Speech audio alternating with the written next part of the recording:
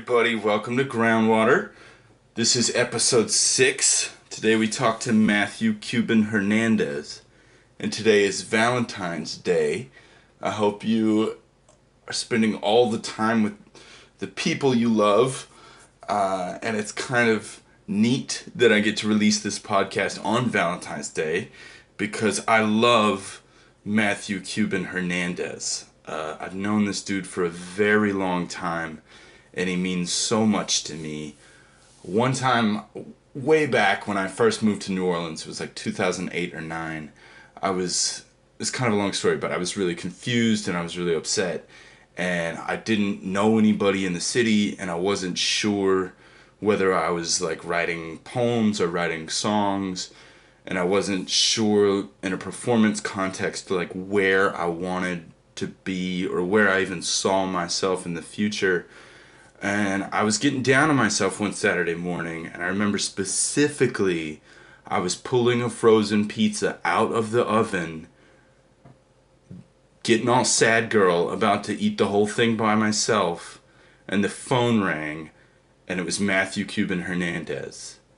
And he just said, "Look, man, I gotta tell you how much you mean to me and how your art has moved me over the years, and I want you to keep being awesome and keep it up, man, because you really inspire me." And that, I know it sounds cliche, but that little phone call kind of changed my trajectory that afternoon and kind of got me right back on the right path. And I love this dude. I can't say enough about him. I caught up with him in Jacksonville when I was on tour. He's based in Los Angeles now, but he's from there.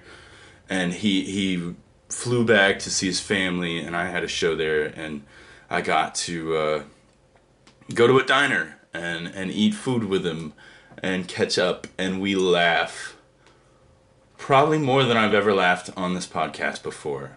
So I hope you'll pull up a seat and order some coffee and hang out with us at this diner. Thank you so much for listening, everybody. This is Groundwater. This is Jonathan Brown, and I love your face off. Happy Valentine's Day. Thanks for coming. This is Jonathan Brown sitting in a diner in Jacksonville, Florida with Matthew Cuban Hernandez. Hey, Matthew. Yo. What's up, everybody? How you doing? How you doing, world? Because the whole world. The whole world. They're going to be on this. The whole world is listening. Can I say bad words from time? No, you interviewed Mel. I know. No, you can say whatever the fuck you want. You can say whatever the fuck you want. I'm so fascinated. I'm going to get the buffalo chicken fingers in a wrap. You. With no tomato. Thanks. That's what's up. For those of us who don't know, could you tell us about yourself for a second? Like, if you, hey, my name's Matthew. What would you fill in the blank with? I feel like that question has changed. Yeah, I know it has. A lot over the years, and like it's shifting into something now. So like, hello, I'm Matthew Cuban Hernandez. I am a mixed educator. Okay. So you teach like mixed media, or you're... No, like my identity. Identity is I'm a mixed person. I'm embracing the mixedness. Embracing the mixedness. Embracing the mixedness. Yeah, what's up. It's a recent journey for me because I've always been like, the name Cuban came out of like not wanting to be called Mexican, which I have no problems with Mexicans. Yeah. I'm just not Mexican. And I was like, I'm not Mexican, I'm Cuban. They were like, oh, that's what's up, Cuban. And then and then I was forever Cuban. So I'm only half Cuban, and then I wanted to. My other half is all mixed up. Like I'm Jamaican, Palestinian, Mayan, and Indian. So what? Yeah, I got all the brown. Dude, that is a combo. Yeah, it's from my mama. It's all from my mama. That's beautiful. Yeah, so I'm a mixed person who's an educator. Yeah. Living in Los Angeles. Okay. I'm a performer. Yes. Actor. Writer? Yeah, I act. That's new. Yeah, I can act. I bet you can. Yeah, man. I think I can. Yeah. Give me a scene. Let's do it. Let's do it right now. Let's go right now. Right now. So you work with young people. Yeah. And you work with a specific demographic of young people. Yeah, I do. Can you talk about that? So I work in I'm partnered with a few different nonprofits in Los Angeles, working with young people. One of the nonprofits works in schools, teaching classic poetry through an organization called Get Lit. Okay. And they're really dope, really big, really cool stuff. I coach their B&V team and whatnot. And the other one is called... What's B&V for us who don't know? It's Brave New Voices. It's a youth national poetry slam. Okay. International, really, because they got teams that come from abroad. Dope. But it's dope. It's really big. It's crazy. You went there with me one time. That was awesome. Yeah. That was good times. Yeah. No, I'm still... We saw one of the team members last night. We did. You remember Brandon? Yeah. Yeah. Totally. I remember coaching. I guess I can say coaching. No, you were coaching. You were a coach. I was a coach. It was the only year I've ever had like 3 coaches, and it was so dope. That's probably why you did so well. We didn't do that well. No, we did pretty good. We had a lot of fun. We made semis. We made friends. We swagged out like we John had a Brown. burrito. There was I'm curious though. You don't. Just so I understand correctly, you don't work with like a private school. No. I mainly work. I mean, the majority of the work I do is in detention centers, like juvenile prisons in Los Angeles, and it's mainly like black and brown kids. Yeah. Like 99.8% black and brown kids, and it's like front lines. I was talking about it last night at the show, which was like there's like 65,000 kids locked up in LA. Like LA, not in the country, just in LA. That's like a medium-sized town. Yeah. It's a lot. It's a lot of people. Like they incarcerate a lot of kids a year, every year. Whoa. And they make money. Like it's a $1 million industry. Yeah. Just to lock up some kids. Jesus. Just lock up some kids. So most kids, kids do bad shit. Bad stuff happens. They do bad things. Yeah. And everybody makes mistakes, but like a lot of times, there's nothing rehabilitating about this process. So that's why you're there. Yeah. So my job is I come in and I work on paper. I work the social and emotional aspect of whatever the fuck they're learning, which really is like come in and make these kids give a fuck about whatever we're teaching. Okay. And so if they're working on World War II, then we start talking about World War II. And like we break down some real shit about World War II. Okay. And we talk about, all Hitler was talking about doing was making Germany great again. Whoa. Bars. Okay. And scared people into voting for him.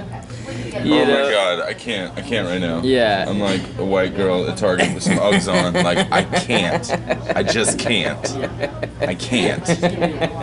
Yeah, so we talk about that. Or then like we'll talk about, I think it was like imperialism. And it's like, where do you see imperialism in your neighborhood? Yeah. And it's like... What is it specifically about working with troubled youth that moves you? Like, why are you there? Because you could be anywhere. I could be. I was... Thank you. I was in Jacksonville for a long time. Oh my God, that looks amazing. For those listening... You need hot sauce? Yeah, I would love some hot sauce. Thank you, Tabasco, man. if you got it. Thank you. Yeah. For those just listening, it's about to go down. Yeah, Cuban, what do you have in front of you there on the plate? I have a patty melt and some fries. Okay, that looks real serious. Yeah, it's toasted, buttery. I got it on rye bread. I got country fried steak and eggs because I earned it. Significantly more serious. I've had fruit and salads. My willpower is weak, to be honest with you. I didn't sleep enough last night, and I feel like this is going to solve everything. Not that there's an issue to solve, but we're just describing what we're eating right now. That's the sound of ketchup. That's the sound of okay. I hope it picks that up. Oh, thank you. Thank you so much. You're welcome. You are so kind. Fantastic. Here we go. And you are Miss Jill. Thank you, Jill. I want everybody to know Miss Jill has been holding it down. Hey, guys. Hooking us up. Awesome. Thank you, Miss Jill. Okay, so troubled youth. Yeah. What I'm trying to get at is like, you could be anywhere. What is it about that population, that demographic, that makes you be like, let's go. I'm ready. Because not everybody wants to do that. You realize No, that? it's hard work. You know, I feel like somebody gave me attention when I was a kid. Like, definitely was like, hey, you're cool, like, write some poetry, here's a writing prompt, like, and just talking to me about, like, understanding who I was. And that shit changed my life. And I've always felt obligated to giving that back, especially to people that have come from, like, environments that I've come from, right? And so a lot of times I feel like I'm talking to, like, the younger me that needed to hear a lot of things, you know what I mean? Yeah. And so, like, man, I mean, like, that's, I feel like it's the most important work. I feel like that population is the most neglected, is the most, like, written off, like, oh, you can't save them or you can't help them. And you can't, you know, you can't save anybody. You can only show somebody another opportunity, another option, which is how I feel. Like, I feel like the real crux of my works is, like, that's cool, I see what you're doing, word, what about this? Have you ever seen this before? And, you know, like, that's really everything that I do, is just, like, putting them on game about anything else. And, and I mean, I'm really tied to that work because, again, I feel like I was one of them at one point. Yeah. The only difference between me and them is I didn't get caught. Yeah. You know what I mean? That's real. And what's your... Yeah. Switching gears, can we talk about your history with slam and poetry slam and being on a team or coaching a team? Like, how long have you done that? Are you doing it currently? Yeah. When did you start? So I started slamming. I discovered poetry slam when I was like 15. Yeah. And just met up with a group of poets. How old are you now? I'm 29. Dude, I think I met you. You did. When you were young, like You did. 16, 17. No, you definitely did. Yeah. Like, it was like I was 16. Whoa. Yeah, Okay. dude. We've almost known each other for like 15 years. Half our lives. Yeah, man. Most definitely.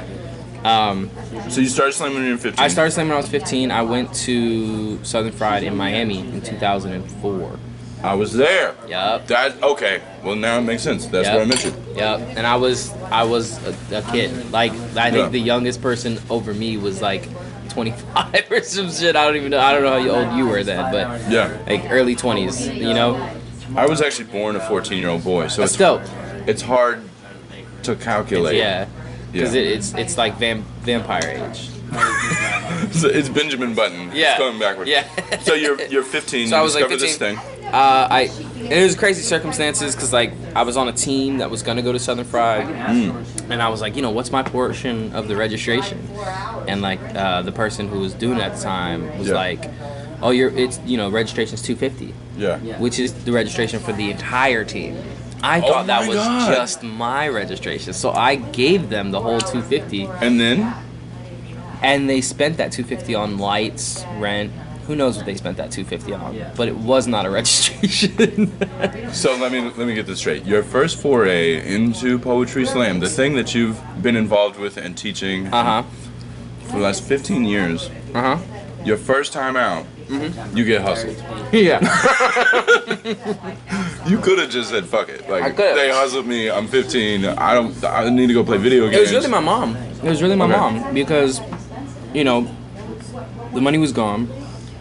Then the team found out that the money was gone, and that they weren't going to Southern Fried. Wow. And, you know, everybody's pissed. Like, we had a meeting, and like then the team broke up, and we were like a group. Like, we went all around the city, and we would go like outside the city. We're Jacksonville Poetry Slam. We were called Verbal Inc., and we were Verb Inc. Verb Inc. We Rep that shit hard. We repped it hard, man. We were dope. I mean, we were honestly a good team. We had group pieces and everything. What? Okay. And then so we're like, fuck it, man, we're not going. Like, that's crazy. And, like, you know, I loved everybody. I still love everybody. So I was like, I don't care. I'm like, oh, we're not going. Like, I didn't know what it was, so I didn't care what I lost. I was just like, it sucks that my money's gone. And but I was more sad that the group broke up, you know? Yeah. So I was just like, damn, right. And so my mom, none of us are registered. She ends up, like, calling I don't know how the fuck she did this. I really, to this day, don't know how she did this. But she ends up finding somebody who's organizing the festival down there, which was a guy named Chris Imperial. Oh, yeah, I know him. Chris, yeah. Yeah, good dude. And she hits him up and she tells him the whole story of what happened and probably sells it really like, my son's just this little guy who wants to share his poems. Yeah. And so he's like, okay, I'll throw him in as an indie. All right. And so my first Southern Fried, I went there as a 15-year-old indie. Whoa. And I did okay. Yeah. I didn't do bad. Like, I didn't do good, but. And then going forward, like what? I don't know. Like Poetry Slam is such a tight-knit community, but it's also a little insular in the way that people who don't know it don't know about it. Yeah. Like, yeah. if there's any like lesson you learned from it, what do you gather from your history in slam? I mean, slam's cool. Yeah. It's a game. You know, it's important to know Is it that your work is not really measured by winning or losing a slam. right? But what if you get your feelings hurt? Then you're too invested. You're too invested. You're too invested. Okay. I sing, and I remember being like 15, 16, 17. And watching grown ass people get their feelings hurt. Watching grown ass people like walk out of a venue and like cry because they got scored low. Whoa. And I mean, I definitely saw like the degenerate side of the slam And scene. then you saw like the all angles of the game. Yeah, which is like, okay, these are the poets that have backpacks and like shitty baggy jeans and like Jinkos. they're wearing some old Vans from like a year ago. Right. And they are not smelling good. No. And they're probably gonna drink a lot and do some drugs and and I remember seeing that scene and I was like, okay, that's cool. They're talented though. That's what's up. I mean, like the talent was undeniable. Sure. Then I remember seeing like the other more professional poets who were getting their CDs together and getting their product together and going in. So for me, like this, the whole thing was like, whoa, I can see all the different sides of it. And when people get their feelings hurt, I'm like, okay. Like I think it really clicked for me because I kept going to Southern Fried every year after that, and then in 2006, I went again. I went as an indie in 2004. I went as an indie in 2005. Yeah. I went as an indie in 2006. And in 2006, I won it. Yeah. Which was fucking What? crazy. Yeah. But I say I won it like not like, oh, I was the best one there, because I know I wasn't the best one there. And then that's when it clicked. That's when it really was like, oh, this is definitely a game. Because I remember going out on finals that year in 06 and like hearing like a couple rounds of poetry and being like, all right, well, they like a slow-paced, motivational, fucking energetic poem. And I remember saying that, and I was like, I have 3 of those poems right now. I got this. And yeah, and I remember, I mean, I was on stage with some beasts that year, and I was like, I'm not the best. Oh no, I'm good. Thank you. A little splash. That'd be perfect. Thank you, Joe. Breakfast good? Breakfast is amazing. It's wonderful.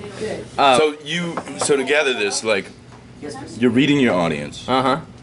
You're figuring out what they need to hear in order for you to win. Then you just kind of insert your poem into the slot where it fits, and voila. Yeah. Yeah. And it was, at that time, I was like the kid that had been coming for 3 years. Right. So Everybody loved me. I was like everybody's kid. And when they saw me up there, they're like, we want him to win, That one. Yeah, exactly. Yeah. So it's like I could have went up there and been like, boop boop boop boop boop. And they would have 10. Champion. And you ride So out that's on when I the knew it was. shoulders. That's when I knew it was a game. I'm like, I'm like the dude that came in 3rd place should have won. Right. In my eyes. Right. I was like, he should have won. He was dope. His poems were great. I remember hearing him on finals and being like, I don't have anything like that. That's really good. Yeah. And I won and then just that feeling of like feeling bad for winning. Like I took away. You had survivor's guilt. Low key. Yeah, because it was like I felt bad. I was like I took away a win from a dude who in my eyes I felt worked harder for it. Yeah. Like his writing was better. I felt like his performance was better. So do you feel like Poetry Slam is like a great metaphor for American politics because the best candidate never wins? I don't know, Let's not get into that. That's I don't know. Let's not get it. Tell me about your. I love that you tried to slide it in. You're like, no, my bad. I actually don't want to talk about politics at all. Not at all, no, please. Fuck that. Can you talk about your travels a little? Because you were in London and you were teaching in Leeds and you've toured Europe and you've played Dubai with Paul D. Like, talk about that for a little bit. Like, man, that's just crazy. You played Paris. You did okay. That shit is insane. Man, I'm a randomly ambiguous looking dude from fucking West Side Jacksonville, Florida. Right. Like, I don't come from shit. I don't come from nothing. Like my parents aren't some great scholars. Yeah. You know, they're not, you know, successful poet, entertainer. No, they're working class people. My father still works at the post office, working right now. You know, my mother worked at the post office as well. I mean, they're just regular people. So, yeah. How did you get to Dubai? Like, there's people listening. So I mean, like, it was crazy because when I started slamming, I wanted to see places, and I went to Miami to perform, and I was like, that's what's up, Miami, crazy. And then the next year it was in North Carolina, right? And that's when that's not when I met you, but that's when I feel like we kind of clicked a little bit because I bought. You had 2 books and 2 albums for sale. Way back in the day. I bought all that shit. I know. You were this super fan. I bought all that shit. And I can't even remember why, because I'm not even sure if I had heard your work at that point. But I remember being like, this dude seems amazing. No, I did hear your work. I remember what theater you were in, and I remember the poem you said. You were like, life is like a steel toe to the nose. Oh my God. Yeah, man. And I was like, yeah, it is. I feel that. I'm angsty. I was like, I want all of it. And I did. And I must have went to Southern Fried that year and balled out. Like spent all my little hard-earned fucking summer money for like all the little poetry CDs I could get. Yeah. But anyway, so I would expand, and I was like, okay, cool. I saw North Carolina. Never been there. That's crazy, right? Yeah. That was 05. Yeah. And then that same year, I was able to get on a national team. Okay. Which was like my first ever team, and they went to Albuquerque, and I was like, yo, like for me, I got on a plane, right, to go to Albuquerque. It was the first time I'd ever gone. I feel like a fucking rock star. Dude, it was crazy. Yeah. Like, it was emotional, because I was like, I have friends to this day that I know that have never left their side of town. You know what I'm saying? Like, like my world opened up, and I was 17. Whoa. And I was like, I have been to Albuquerque, New Mexico. You can't tell me shit ever.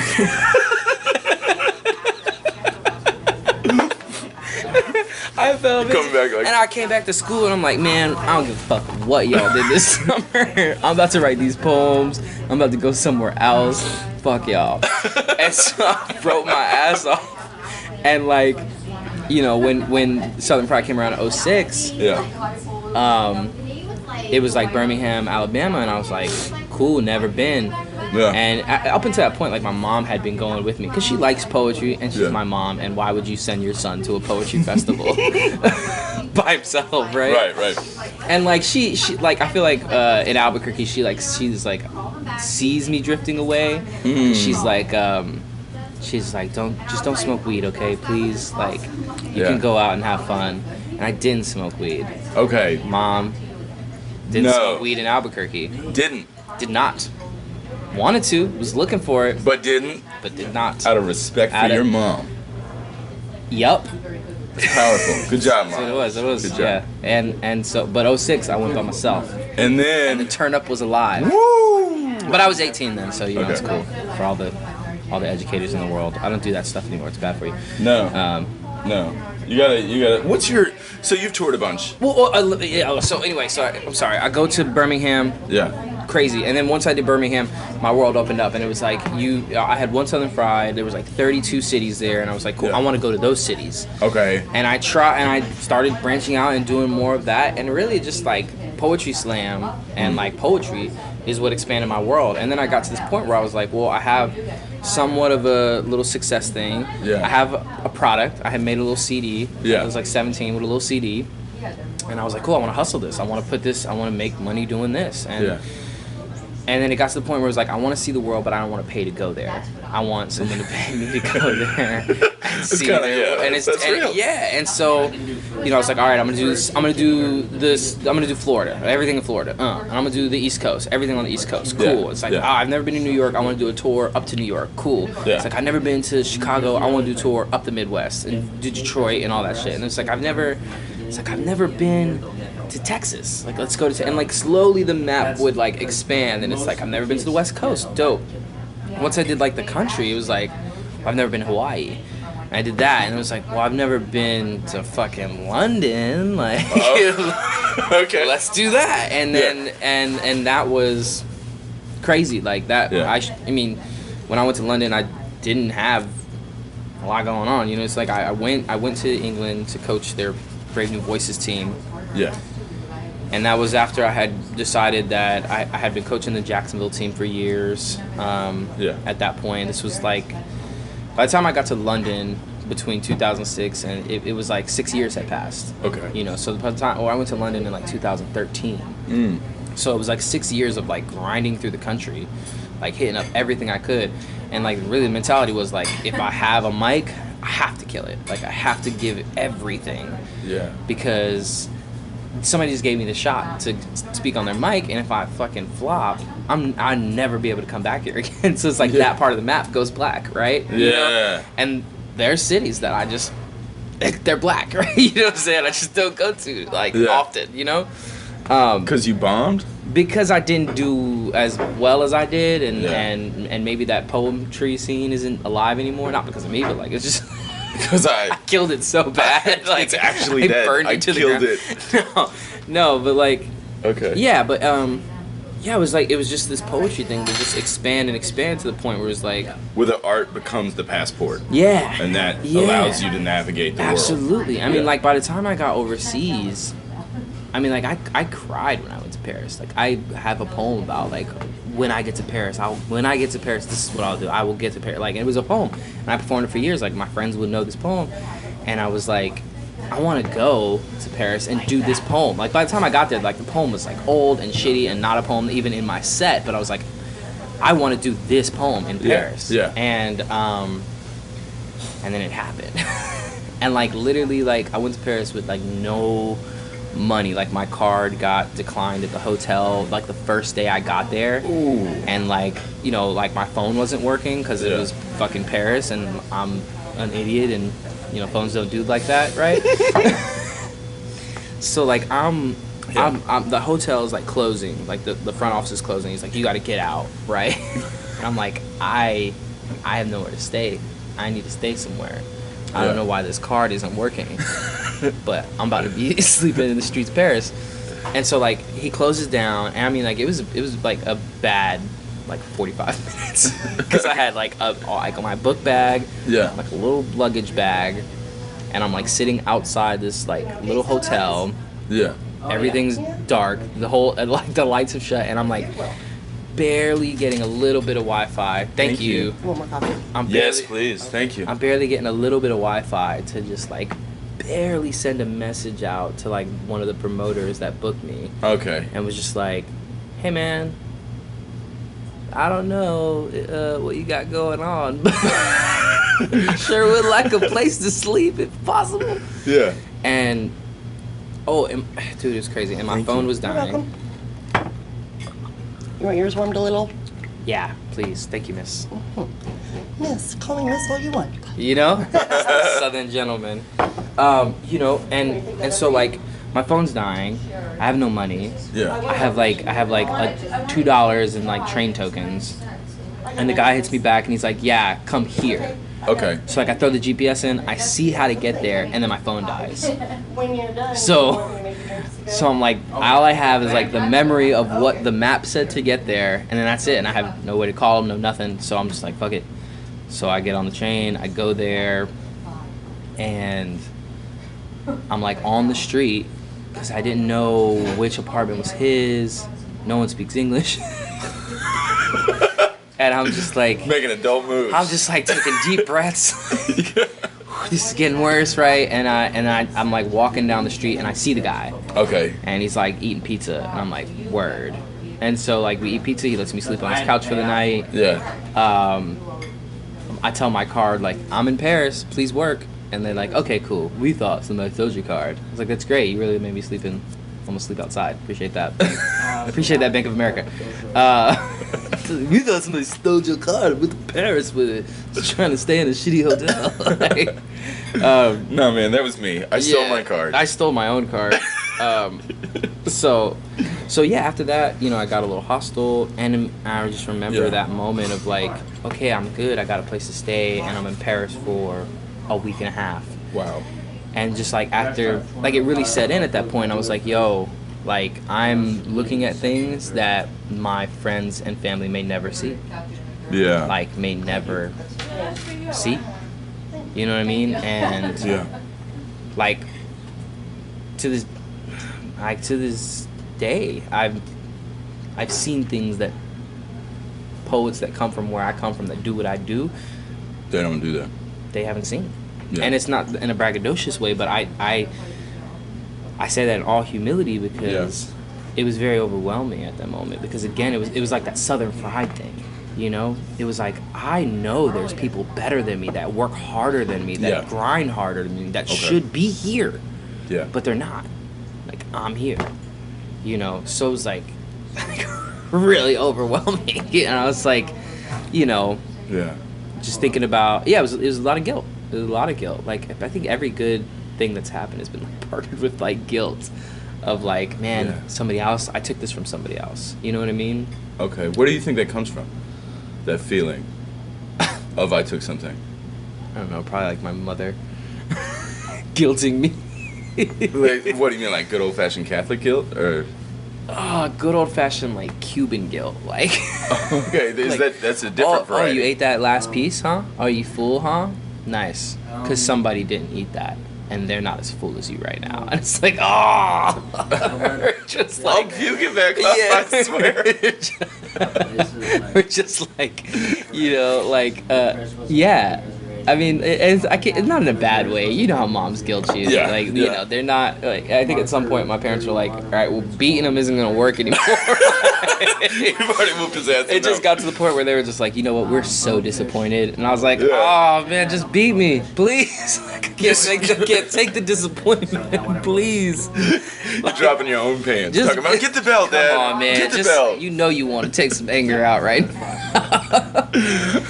But the disappointment hurt worse, man. And it was, but yeah, I think at that point it was like, whoa. But yeah, I mean, like poetry basically became that thing to like see the world. And it's crazy. I don't know how. I don't know. I speak a lot of things into existence. Like Can you talk about that? Yeah. What do you mean by speak it into existence? Because earlier you said I had this poem and it was about Paris, and I said when I get to Paris, and imagining when you wrote that, you didn't really. That wasn't a physical reality. You're not like you're not like on the internet looking at plane tickets. You're just writing a piece.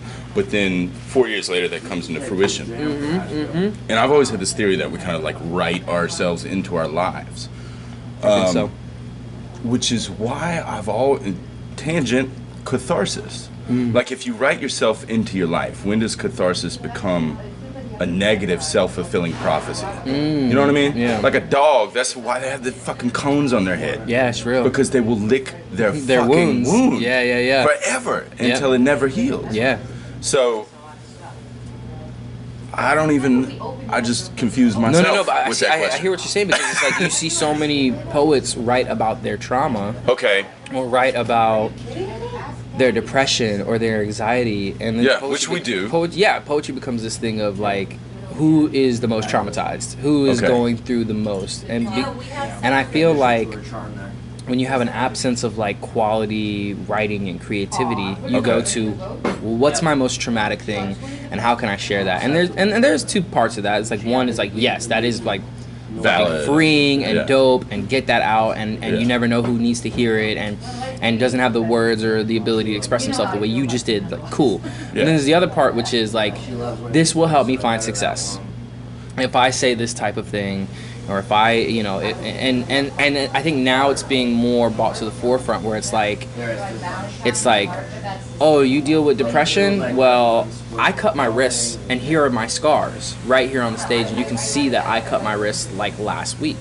And then it's like, well, you cut your wrist, like, well, I'm having an anxiety attack right now on stage during my poem. And an abortion. Yeah. No, but it gets to that point. It's like, oh, well, you're having an anxiety attack. I'm having a fucking seizure backstage. Oh, you're having a seizure? I'm going to kill myself right now on stage. Right now. And I mean, like, that's... in front of you. Yeah, and like, that's that progression. And I mean, like, this past year, I've seen it to the point where it's, like, scary. What if... You remember that show, Pimp My Ride, that exhibit? I remember it. Pimp Your Poem. What if it was like Pimp My Pain? Ooh. An exhibit like walked into your brain and he opened a door and he's like, behind this door we have, and it's Matthew cutting his wrist, and you're like, yeah, and everyone's kind of cheering you on for your demons, I guess, or the demons that you even speak into existence. And I definitely believe in catharsis, and I definitely believe in like letting it out and binging through an emotion to kind of find the other side of it. But there's a point where you're kind of swimming through it and you just decide to quit. Yeah. And then you kind of drown in your own story of oh yeah, well, I'll one-up you with my pain. Yeah. Let me ask you this. Have you ever done that? I feel like I got to that point with a poem. And which one? My shotgun poem. Because you wrote that. I wrote that in a very dark place. It's not very... The shotgun poem, what's the name of it? Shotgun. It's just called Shotgun? Well, I think Sometimes is like the official title. It's got a bunch of moving titles, but like Sometimes or Shotgun, I mean, that's like the piece. And everyone's like, that's the shotgun poem. That's where he talks about killing himself. Yeah. You know what I mean? And it's a great poem. I appreciate that. I'm not trying to downplay it. No, I don't no. think you are either. Yeah. No, I think it's a okay poem. How did you dig in? Did you dig too deep with that? Did you perform it too much? Did you believe what you said too much? I think when I first wrote it, it was never meant to be a poem, which is like honestly why it's probably not going to be in any book ever. Yeah. Because it's fucking basic. It's basic. It's basic. It's basic as shit. Like on the core of it, like if you really like as a poem, this bitch is basic. It's basic. It's basic as shit. That's a basic bagel.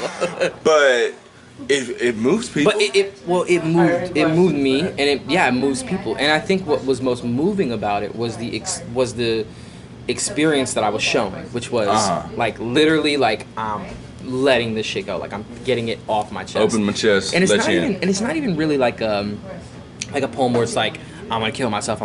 No, I'm not, because life is dope. Like, it's not even that at all. You don't redeem yourself. You just kind of end it with a... Yeah, and it's like more of like, I gotta keep pushing, right? Yeah. Kind of. Yeah. But even in that, like, it was never gonna be a poem I was gonna share. It was gonna be like, I was like, I should leave something, so I'm gonna write this. And then I was like... Like a suicide note. Yeah. So you're up there reading your suicide note. Essentially. But it rhymes. And it's dope. Well, when I was writing it, it started to turn into that, right? So it was like... Writing a suicide note, halfway through you're like, bars. Like, ooh, that was good, actually. Let me ask you this. In the performance of it... Yeah. Because this is back when you're like... Like 2011, 12. Yeah, but you're still grinding. You're still touring. Oh, yeah. A lot. Oh, yeah. Was it difficult to kind of get up on stage and... How, you gotta kind of talk yourself into it. You're like, how can I most authentically kill myself on stage again? Yeah. Well, does that become... It became this. It was like, the poem was for me. Yeah. And then I shared it, and then it stopped being for me. Right, because now it's for... Because I would share it, and, you know, I have a lot of cool poems. They're cool. You know, they're good. People like them when they hear them. But I don't feel like it's like someone will go, oh, Cuban, that poem. You know what I mean? Like, oh, did you hear that poem from Cuban? Like, I don't feel like I have a lot of those. You know what I mean? Right. But this poem became, oh, that poem from Cuban. Yeah. So then I became that poet. That poet with that poem. And for a few years, it was like, that poem. Ooh, you know what I mean? And it was like, thank you. Like, people would be, oh, it's a cool poem. You know, made me feel things. Yeah, you know, a lot of people were like, thank you. Like, it was cool. Like, people would start thanking me for, like, yelling this fucking poem, right? And then it was like, cool, all right, cool, it's for other people, it's helping other people. Then it got to the point where it was like, it hurts. Like, you know, poetry is like the art of like reopening your scars every time. Yeah. And then it was like, I'll still do it in a open, not an open mic, but in like a feature setting. If I have a feature and I feel the vibe right, I'll throw it in there every now and then. But it's not like a staple in my set. Yeah. And at that time where people were getting me a lot of love for it, and I was slamming and having success with it, it started to become that staple for me. And it was like, oh yeah, Cuban's gonna come, he's gonna do that poem. And we're gonna love him for it. And we're gonna love him for it, he's gonna score good, and blah, blah, blah. And I did like a couple years of slam where that was the piece. And I'd win slams with that shit. And then it was like, I'm winning slams with this. I was like, that felt awful. Why? Because... Did you feel like a sellout or something? Well, at some point it became, ooh, this slam is intense. Look who's here. Look who's in this. Look who's in that. You know what? I should open up with this shotgun. It's because you're reading the game again. Yeah. And you're looking at the audience. I'm reading the game and then I'm playing my piece in the part of the game, but that's not something to play with. And so you've like, at this point, kind of commercialized your struggle. My own pain, yeah. In a way that eventually begin to feel inauthentic. Exactly. Okay. Exactly. And then I got to the point where it was like, I don't want to do this poem in a slam. I don't want to do this poem in a slam. Yeah, I don't want to do this poem ever in an open mic. I don't want to do it. If somebody says, "Hey, can you do this poem?" I'd really want to hear it. Oh yeah, totally, all day. But I would never consciously be like, "Hey, y'all, you want to fucking go back in time with me for no reason?" Like, nah. Like, if I feel it and I'm like, I feel like poetry is a big energy art, and sometimes I could be like, I feel the vibe. This piece is gonna be great for this audience. Yeah. Then it's like I'll follow that, but most of the time it's like my writing has drifted into other areas that can encompass the emotion or the purpose of that piece. Yeah. That doesn't necessarily kill me so much, and is better work. It's better work. It's better work because the piece was never really about the writing of the piece. It was more about watching me release the piece. And there's something about the way that you do that, and I feel like I'm just going to jump off a limb here. Mm-hmm. I feel like there's a lineage of performance that we come from in the Southeast, specifically like concrete generation shit, where the artists would step on stage and just explode. Yeah. And when you're done, the only thing that is left is just ashes. Yeah. Just fucking ashes and smoke, and you're not even there anymore. Yep. And we come from that in a way that I don't know what exactly did it, and I say we because I think there's other people around us who did that, and I think we learned from them. Like way back in the day with CP Mays was one of the best. Oh man. To just like, well, that I don't care how hard you are. Yeah. If CP Mays was spitting, and you're in a room, he could bring you to fucking tears. Or remember, and I think he would melt you. Same part of the concrete generation, and we were just talking about our buddy Tavis. Yeah. Oh God. Tavis had that one poem, and anybody who knows Tavis knows that one poem I'm talking about right now. Yeah. And that was that fucking piece. And Tavis would do that shit in any slam, every time. I mean, for years since I knew him. I knew the guy for like over 10 years. Yeah. And every time there was a slam, he gonna throw that in there. And it was a good poem that was going to score well. Yeah. But it was more than that for him. So that that became my piece that Tavis would have. But it was different for me because I wanted to move past it in a way. I wanted to move past it, and I didn't allow myself to move past it because the moment I wrote it, it became something for someone else. Right? We were talking about that last night about who defines the message, the sender or the receiver. Right. So then it became this thing of like, I wrote it, I read it to myself, and I was like, whatever, I'm never gonna let anybody hear this. And then like, one of my students came over, I read it to her. Yeah. And she's like, that's great, it's my favorite poem I've ever heard from you. I was like, whoa, word. Whoa. I was like, I got some good shit though. This is my best. No, but I was like, okay, well that's interesting. Yeah. Like, one of my students said that.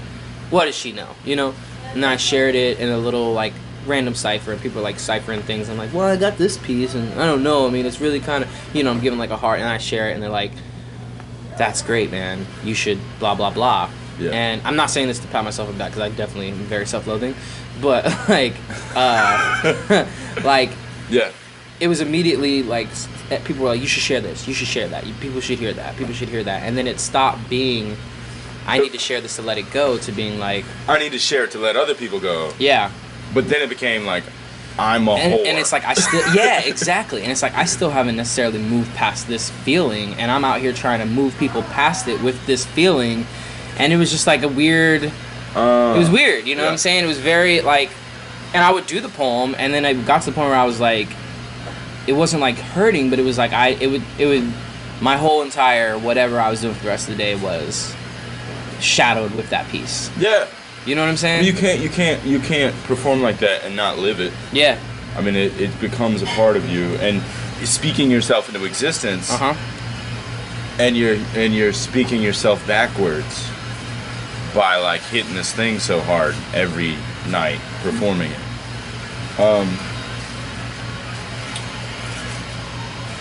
Can I ask you something else? Just on a different tip. Huh? Oh yeah. Tyler, stop. Done. When did you and Queen Latifah become best friends? Oh man, fucking. I wish. Oh, let me get this for you, miss. I was just gonna ask if you minded if I cashed you out. Yeah, no let's do problem. it. Let's do it. There you go. Thanks. I'll be right back. No problem. Thank you. But you have a history with I don't have the a Queen history. Latifah show. Not You had some exactly. kids that were on it, or So I've coached like youth poetry slam teams since, like, I kind of started like mentoring youth after I won Southern Fried, and I was 18. right. You know what I'm saying? But there was a younger poet named Jadon Wooder, who's a fucking rock star right now. He just like won the Jack Daniels. He's like the representative of Jack Daniels honey whiskey. Those 3 years. So he's in. back. Yay! He's like the representative of like Jack Daniels honey whiskey, right? Okay. You need more coffee? Yes, please. Okay. Thank you. Thank you, miss. You're welcome. And so I was working with him, and I was like, cool, man. Let's I'll tell you what I know. I don't know shit, but like I'll get you to where I'm at, And that was always like kind of what it was with me. Is like, you want to get to where I'm at, which is like, I have money from saying shit in my head. That's what's up. Would you like to do that? Would you like that as well? Yeah. And so. Thank you. And, more? Yeah, I'll take a top up. Thank you. So then in like 2007, I started coaching and working blada. I coached the Jacksonville Youth Poetry Slam team from like 2007 to like 2012. Yeah. Or 2011. And then like to coach this team in Jacksonville, I had to like create an organization, write curriculum for this organization, get funding for the organization so that I can get a bunch of kids, and then, fund our trip so that we can go to Brave New Voices. And it's like, I really just want to coach. I really just want to like help people. Like, You don't want to reinvent the wheel. Yeah, I don't want to build an infrastructure to help you sharpen the wheel. I just want to be there and be like, let me sharpen this shit for you. Right. So then I moved to Richmond. Okay.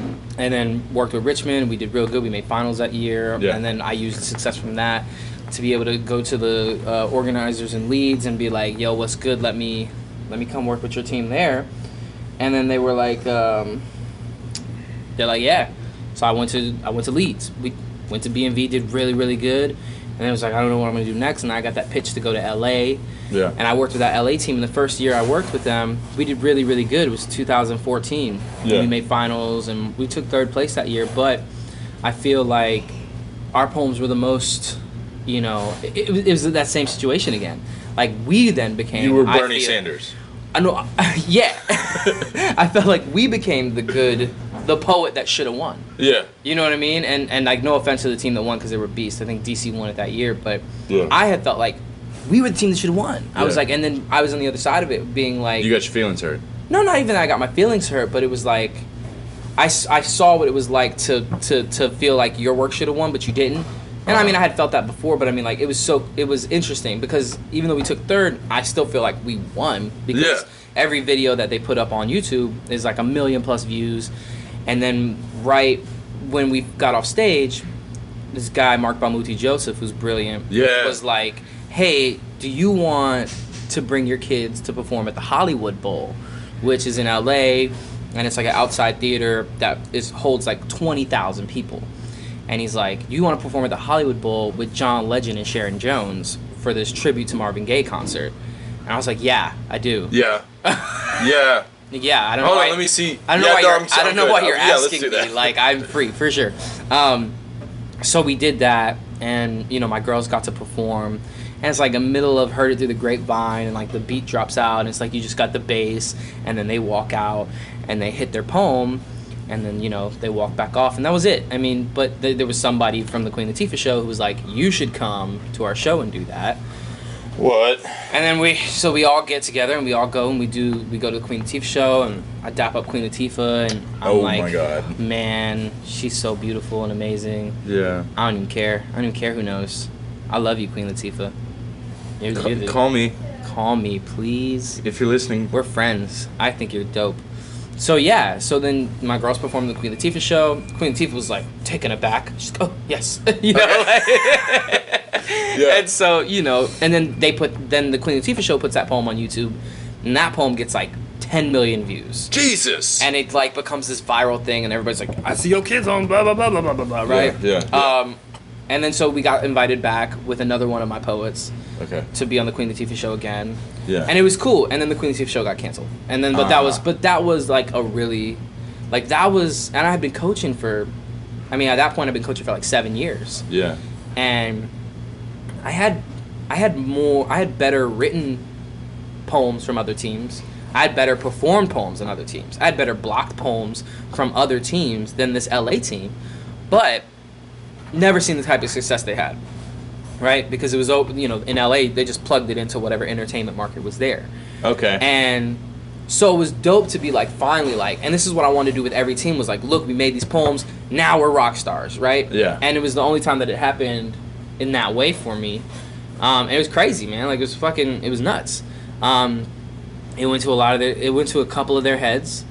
They became super fucking bougie. They got diva mode. Oh my god, dude! They became low-key horrible people.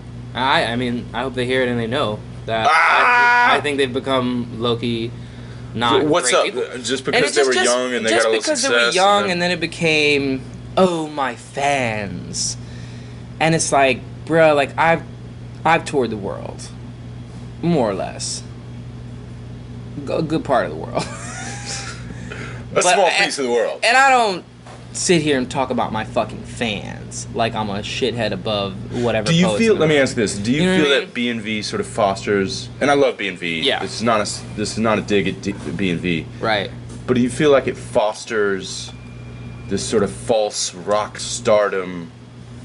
Yeah. It can't be healthy to Yeah. be 16 years old and have your suicide note get 10 million views. And it can't be healthy to be 16 years old and watch a suicide note get 10 million views and then try to emulate that for your own success. Yeah. And then it becomes this fucking feedback loop that cannot be all positive. There's got to be some backlash. We were talking about that last year, actually. Me, Dinez, Victor Jackson, a bunch of other poets, Just Greg, that were all there, and we were talking about it because it was crazy last year, dude. Yeah. Like there was like it made me angry to watch as like an educator, as like a person who provides a safe space for youth. Do you it feel made like me angry because I don't mean to cut you off, but it was like I saw that, and then it became more of like not the kids saying, "Oh, look at that poem, that suicide note that just scored well." Yeah. It became the coaches. I to was be gonna like, get to that, yeah. Look at that poem that scored well.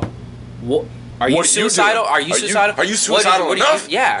Yeah. I mean, it really, and like there was some scary shit that I saw, which was essentially like, you call a poem up on stage, Yeah. your kid goes up there and cries Wow. for 2 to 3 minutes before they even say a word. Like, that's not okay. Like, that's... Someone hug that little kid.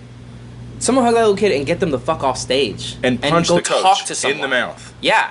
And go talk to somebody. Yeah. Like, instead of it being like, whoa, I'm so glad you got through that experience. Let me get you someone that you could talk to so you can really fully flesh that out. It's like, oh, you got that experience into into a limerick, word. Let's slam with that. Like, no. Like, not everything should be slammed with just because, like, no. Like, that is fucking terribly irresponsible. I think it's hugely irresponsible. And it was really, really scary. Literally, like, I would say every team on finals that year displayed some form of that. Well, in the same way that slam has no entry fee, right? Mm-hmm. It's kind of for everybody. Right. Of all work ethics, and anybody can do it. Well, in the same way, almost anybody can coach it. Yeah. And there's some irresponsible shit going on. Is that what you're saying? Yeah, man. And I've been trying to talk to some people from Youth Speaks, and I've talked to some people just in the poetry scene in general, and like, we do all this education for the youth. We do all this work to help train the youth and teach the youth and best practices for working with the youth, but none of these teachers get real training. None of these educators, none of these slam coaches get real training and you have your, on how to work with these kids. The label teaching artist, which, as a dude who's certified and taught for 8 years in a public school setting, I'm a little picky about who calls themselves a teacher and who doesn't. Yeah. It's not a piece on your resume. Like, it's a calling, it's a vocation, it's a responsibility. Yeah. I don't know. No, I agree with you, man, and it's just not cool, man. Like, it makes me really sad. It makes me really angry.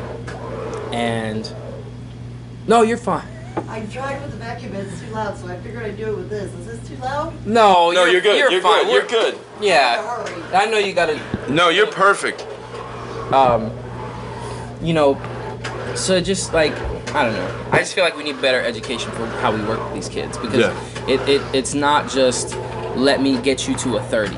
Like, that is not what it means to coach a youth team. Yeah, it's and that's a million times more than that. And I feel like that is where most coaches are at this point, which is, word, let me get you a 30, and then we'll get you help afterwards. Or there's no services. Yeah. There's no mental health counselors, with, I would say, 80% of the, and I'm just ballparking and I'm throwing random percentages, I don't have anything to back it up, but I would say more percentage than not of these, big organizations do not have a mental health counselor. And they're pushing kids to be like, no, write your demons, and then a kids kid in intense spaces. Like we need a poem about gender inequality. Who here identifies as gay and has been oppressed by that and wants to write a poem expressing about it? Okay, you're gay, I want you to write that poem. Thank you, Timmy. You're on the gay card. Yeah, and that's not cool. Can we have a racist poem? Has anyone ever been beaten by someone of a... Yeah. No, that happens, man. And it's like, who in here is living in poverty? Can you write a poem about how it's like to grow up in poverty? Yeah. All right, go. And that, I mean, like, it just seems disingenuous. Yeah. Is that a word? Yeah. Shit, it is. Yeah, of course. Yeah. It just doesn't seem, it seems counterfeit. Yes. That's the good one that I like to use. It seems very counterfeit. Shazam. So in this, let me ask you this. We've been talking about it last night a little bit. Are any words illegal? Specifically the one word itself. Is there anything, or is it all based on context? Like, do words themselves have exact definitions? I think I don't know. I think that's a tricky question. I think yes. Yeah. I think some words, they're not so much, like, no words are illegal, literally, but I think some words are like, you get booed the fuck off stage. Yeah. Like, I remember, do you remember this kid? He was slamming, his name was TJ. He won Southern Fried one year. Okay. It's really dope. I think he's from Little Rock originally. I don't know. Cool kid. Yeah. But he was on a B&V slam team one year in New Jersey with Big Mike. You remember Big Mike? Yeah. Big Mike was coaching him. Okay. And it was like the last year that Big Mike went to B&V because, one of his kids, I think it was TJ, had a poem where he said, like, fag, right? Which is, like, not a word I'm using at all. I hate that word, actually. It's, like, one of my, like, 5 words that I don't say out loud. But for the sake of this conversation, I'm saying it. So, my bad. But he said that word.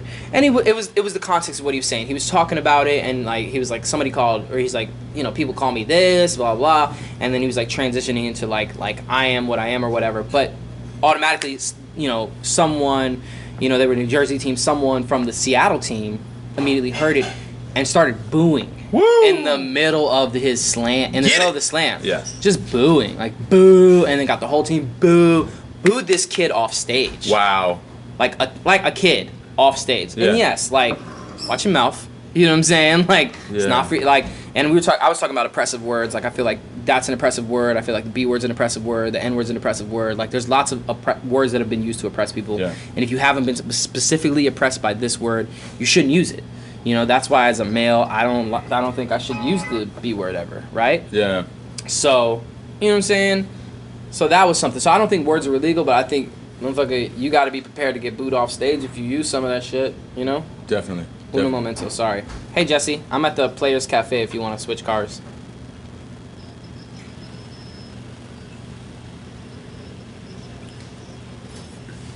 Okay, I'm just right here by this Winn-Dixie, so just call me. All right, bye. Sorry. No, you're good. All right, so let me ask you a few more. I'm just curious. What is your most tangible fear?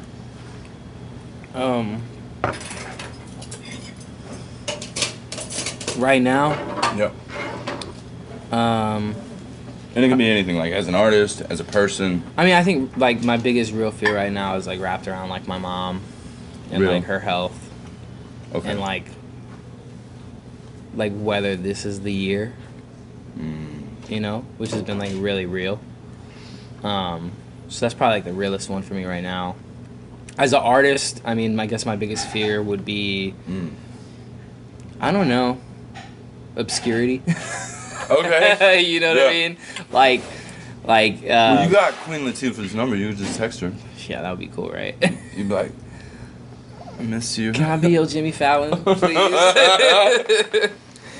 You know, but like, I don't know. I guess my biggest fear of an artist is just like, I don't know, offending someone to the point where I could get in trouble. You could grab it if you'd like. Okay, I didn't know. No, you're fine. I didn't want it to be sitting in front of you. No, No, you're perfect, fine, perfect. Miss Jill. I appreciate Here you that. go. You want more coffee? Yes, please. Okay. Oh, that's fine. Coffee you need fiend. Do you want a box? Box would be great. I couldn't hear what you said. It doesn't matter to me either. Oh, way. box will work. Okay.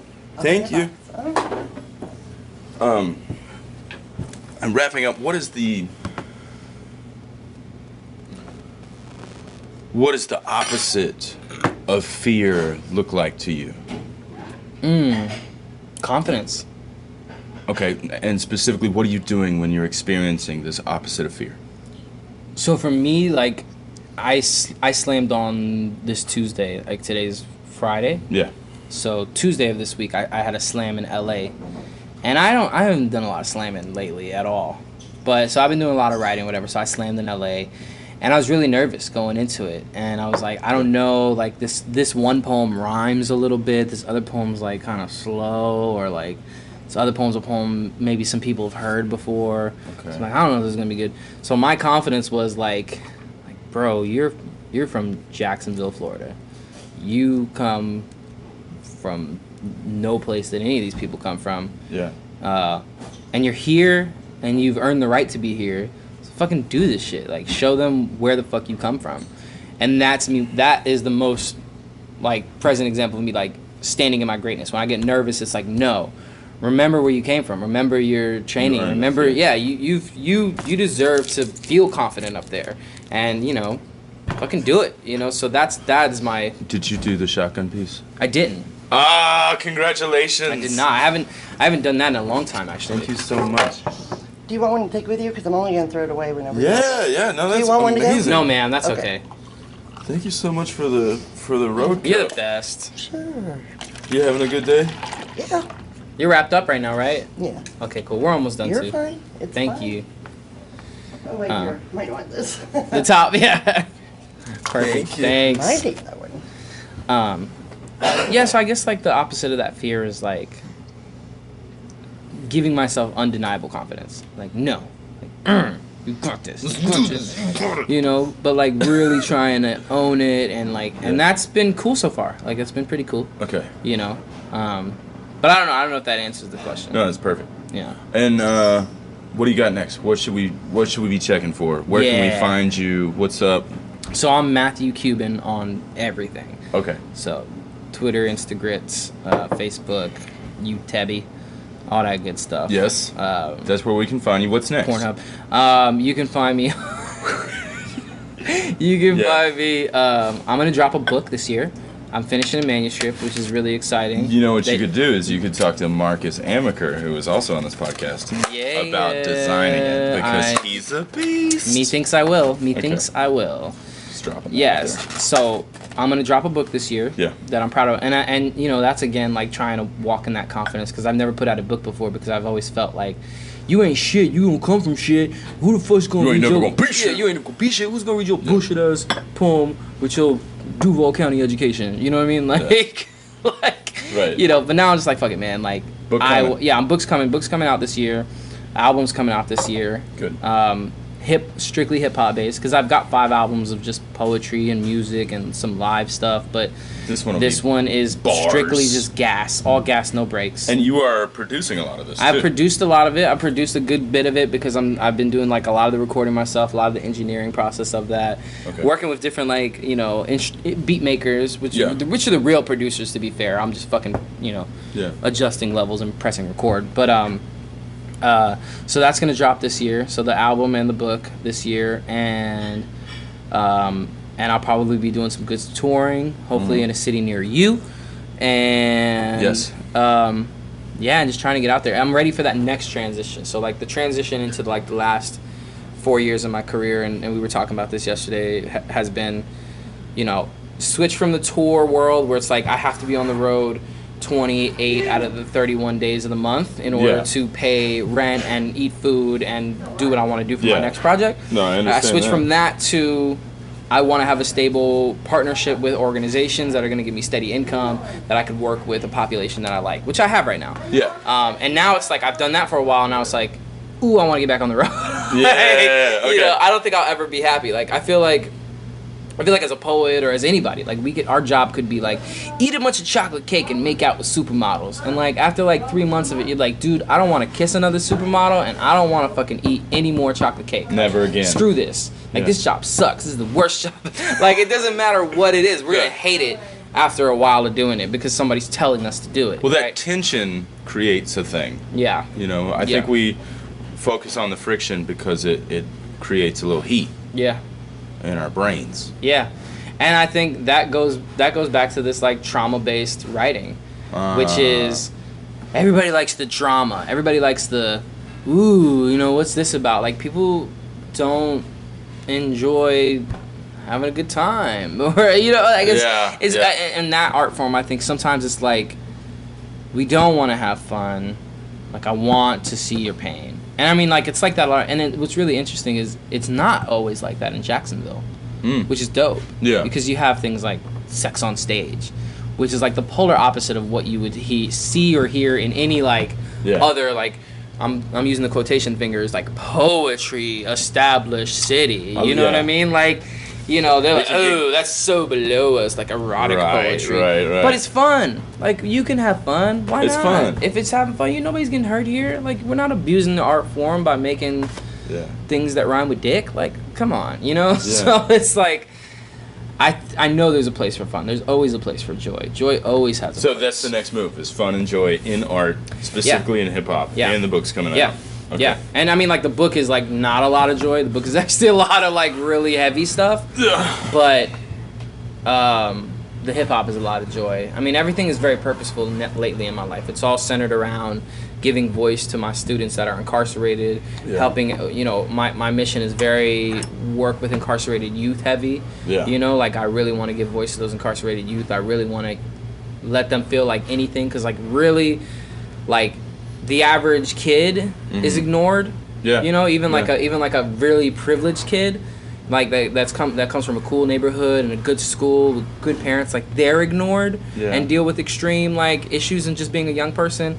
But when you come from extreme poverty, lack of parents, lack of money, lack of housing, forced into situations, you're not in a safe environment, you could be killed by the cops, or you could be killed by somebody in your neighborhood, or you could be killed by wearing the wrong shirt. Like, these things are insane. Like, you could be shot at just because you look like somebody, you know what I mean, or because you're talking to a type of person. Like this mentality, and these are the kids that I work with. Like, that shit is on another level of like, you're about to die. Like, you're gonna die. And I've, like, 10 of my kids have died in the past, like, year and a half. Jesus. Like, and you know how I am with my kids, man. Like, I fucking love my kids. Like, I tell them, like, I love you, you know, and, like, they'll leave, and, you know, they're incarcerated for 8 to 12 months at a time.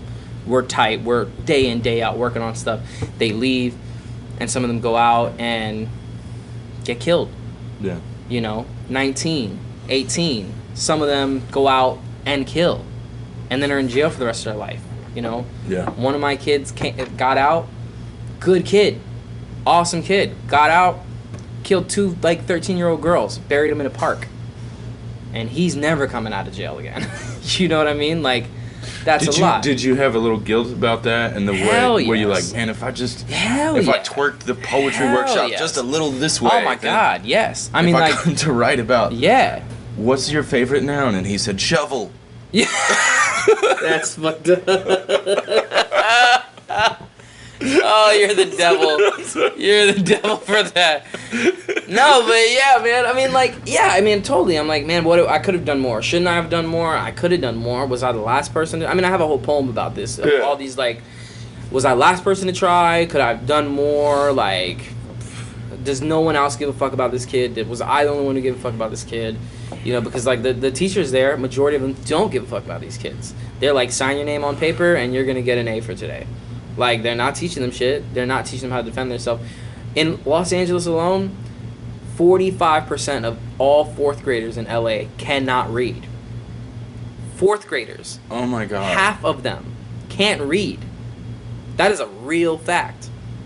Like, if you can't read, you can't defend yourself. Woo! I just turned my heart to dust. Like, that's a real... How does that make sense? Yeah. I feel empty inside now. Yeah. I mean, we had kids... I mean, the one of the camps I was working for was being sued because this kid gets out. He goes to his mom. He's like, Mom, I got my high school diploma. And she's like, dude, you're 18 and you can't read. You shouldn't have a high school diploma. Oh, and God. she sued the fuck out of LA County. You know? And that happens all the time. Like, they don't even... Like, LACO doesn't even... you know, like, research the claims now. Like, if you go there and be like, yo, my kid has a mental disability, they're dealing with some type of trauma-based mental disability, or they're dealing with some type of, like, learning disability, and, like, you haven't given them the proper education they need, like, I need $120,000, they'll sign you a check for $60 and be like, cool, have a good day. Do no background, no research. I mean, and it's like that more and more, like, it's all privatized. You know, one of the cities I work in is Lancaster, which is still part of LA County, but it's fucking an hour and a half away from downtown in the desert. It's 75 miles one way to get to this site. No parent is going to visit them ever. No people who aren't on that site are going to come visit them. If this camp was empty, which has about 200-300 kids in there, if this camp had none of these kids in there, the entire city would go bankrupt. Everybody in that city would be out of a job. The whole city is built for this youth prison, which is right behind an adult prison, which is right in front of a deportation office, which is literally right next to a dog pound. Like, you can't make this shit up. Like, in a fucking block radius, you have a federal prison, a youth prison, a dog pound, and an immigrations office. Like, that shit's crazy. And then every kid in there is black or brown. Like, every kid. Maybe one white kid who is very sure he's black.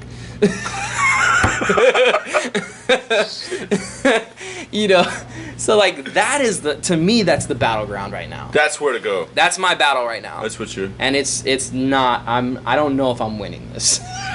You're winning. I feel like you're doing. Like, we talked about this last night about taking the win and lose out of shit. Yeah. You're just doing. Yeah. Like, you're going to fall on your face a bunch, and you're going to win a bunch, but if that helps you wrap your mind around what you're doing, cool. If that doesn't, then, maybe switch the game up. Paradigm of winning and losing because you're doing good work. I appreciate that, man. That means a lot. I mean, you were one of the main people that made me feel like I was a decent educator. You know, I don't like using the term teacher. I like being an educator. Yeah, that's.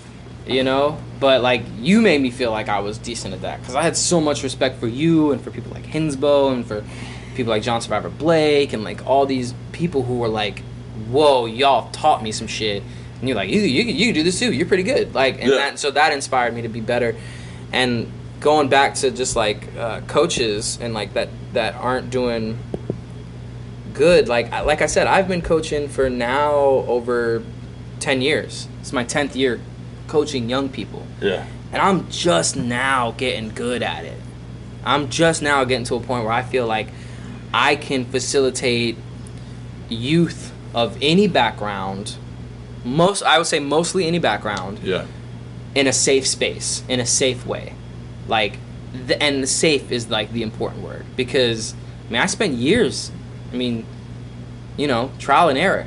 And I think that is the trial and error phase is where a majority of the coaches in the scene of youth poetry are at right now. They're in that trial and error phase, and they don't know it because they haven't gotten out of it to be like, yo, whoa, that could have been really bad. Like, that could have been horrible. You know what I mean? Like, I made a bunch of those mistakes, and I pride myself, I think, on being a decent educator, a decent adult working with youth.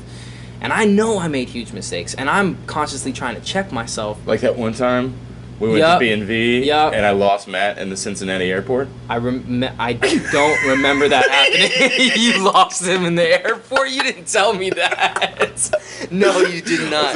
Yeah, because they were in front of me on a plane, and I was like, when the plane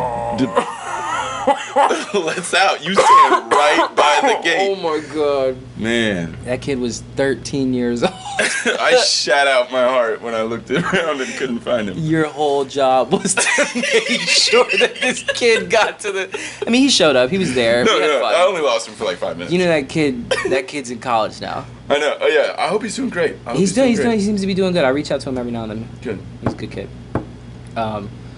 But yeah, man, I just feel like we need to... As much as I can speak about like the proper way of working with young people, like the better, because like they're gonna take what you say as gold and then they're gonna try to do the same thing you're doing. It's just gonna perpetuate horrible practices. Yes. There's no. How do we raise the entry fee for teaching coaching artists? Or for a teaching artist? Yeah, because I think it does it need to be raised? How does it get raised? I think it takes all of us, man. I think it takes. I don't know. We need like some type of union, to be honest. Like, you need to be an official, like, unionized teaching artist. Like, we need committees that are gonna sign off on like who, like, I don't know, like maybe I don't know, honestly. Like, I would say like unionizing and maybe like having checks and balances and just like who claims that title, who officially gets that title, you know, because like anybody can call themselves a teacher. But if you don't have that fucking piece of paper that says you're a teacher, you're not really a teacher. You're kind of a babysitter that's like dropping knowledge every now and then. Yeah. I mean, that applies to me, to be real. You know what I mean? Yeah. So it's like, yeah, you know, like I think there's got to be something on that level where it's somebody is co-signing you, right? Right, the cosign. Because somebody's got to be like, yeah, no, this person's safe. This person is cool to work with your kids. Yeah. Because... Man, I've had poets come in town that I'm like, hey, come join me for a workshop. And they're like, actually, my parole officer says that I can't be within 300 either that feet of a or school. they come and they're just fucking terrible.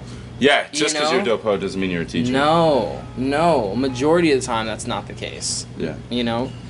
And I think that fucking kills us. Hey, I see you. All right, I'm coming out. All right. All right, well, let's sign off. We're talking forever and we're having a good time. Again, this is Matthew Cuban Hernandez. Thank you, John Brown. I appreciate this. This is Jonathan Brown coming to you live from Groundwater. Yeah. Thank y'all for listening. I really appreciate that. I'm sorry for talking about... I don't know. I'm not sorry. Thanks for listening. Sorry, not what sorry. I gotta be sorry for?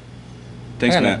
Thank you, John. I love you. I love you, man. I love you. Oh, before we go, you all should know that at least 50% of me and who I am is because John Brown. You stop it. As an educator and as a poet. It's real. It's real. If you see me perform and go in, I got the same hand movements. I love you, man. I love Thank you too, buddy. All right, everybody. Thanks for listening. That was Matthew Cuban Hernandez and me sitting down at a diner having way too much fun. I'm going to close out with the piece that we talked about.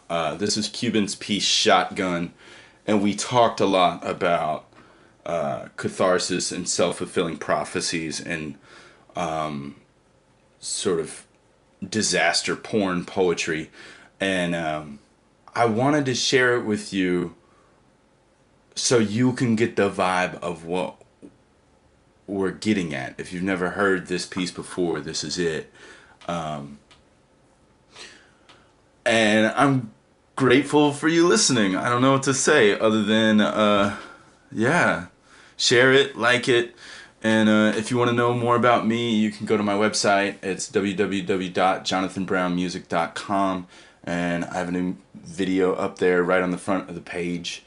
So you can check that out. And yeah, grab my new book. It's called Fight Dirty. It's on Amazon.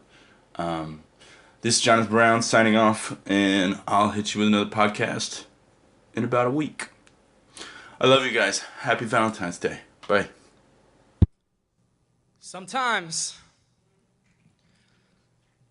I wish this mic was a shotgun, and I could pull the trigger back with the flick of my tongue.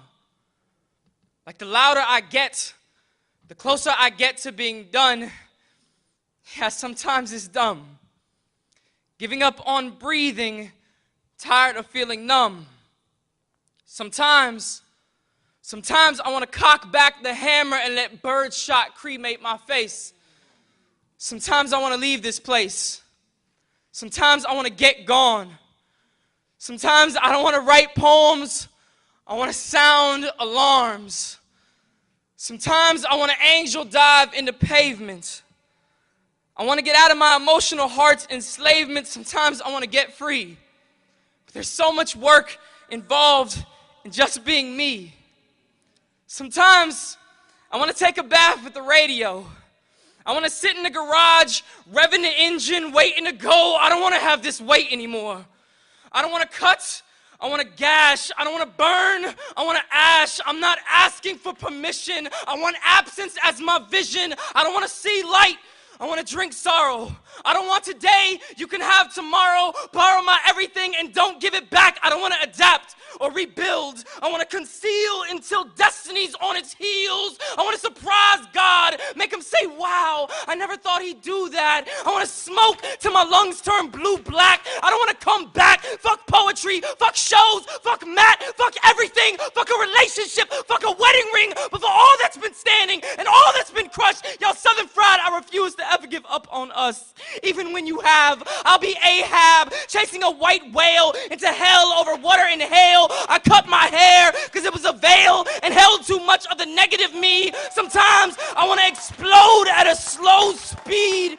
I want to sweat melodrama. I don't want to spit fire. I want to speak saunas. I want everyone to stop trying to help. He's a goner. Let me go. Cut me loose. I'm done pushing. What's the use? Here's truth. I will give up on life before I ever give up on you. My feet are too small to wear those shoes. I don't eat because I can't chew, but I'm not through with any of you. I got an obligation to these youth to keep helping to find the use and all the bullshit. Sometimes I wish this mic had a trigger so I can pull it. I wish I didn't exist. I wish I felt happy. I wish I could be pissed. I hate that I'll be missed, mainly from my mom. I don't know what she'll say when she sees that I've been taken by my own palms. I'm not going anywhere. My eyes are seeing plenty clear. Picture penny in me, sit and stare and wait for me to throw it back, and I never will. I'll take empty over filled with any deal. I'm healed, but still deformed.